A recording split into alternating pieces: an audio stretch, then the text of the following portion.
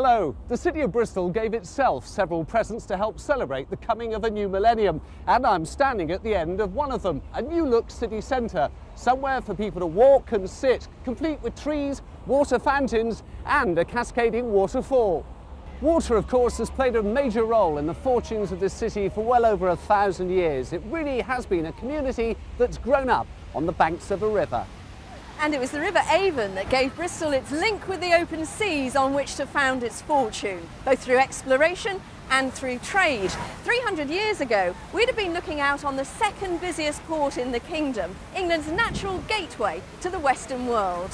Well, over the next 50 minutes, Polly and I aim to bring you the highlights of its maritime history and remind you of some of the people and events that have helped shape its development. And in more recent times, with the help of some fascinating and rare archive footage, revisit everything from the golden days of this trading and shipbuilding port to the hustle and bustle of its streets in the 30s and the dark and heroic days of war. Amongst the stories coming up, a local man who turned from tram building to air transport and who produced some of the country's greatest aviation achievements. Wartime Premier Winston Churchill tours the bombed-out centre of Bristol, while the Americans arrive and march down Park Street as the build-up to D-Day begins. And what does a little girl do with one of these? A peacetime introduction to an exotic fruit she's never seen before.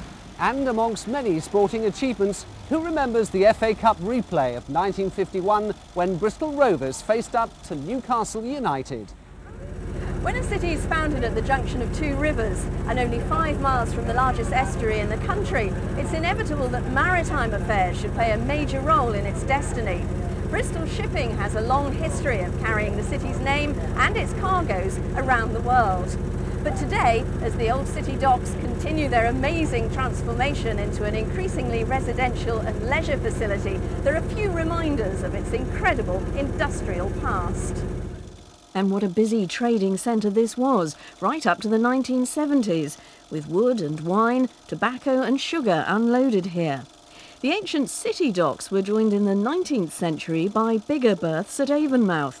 And even during the dangerous days of war, as this old newsreel shows, it was business as usual. Of course, German reports of their operations differ from British. They claimed in one raid to have wiped out Bristol docks. American journalists go to see for themselves, and not being blind, they observe that the docks are not only still there, but quite a lot of shipping is using them.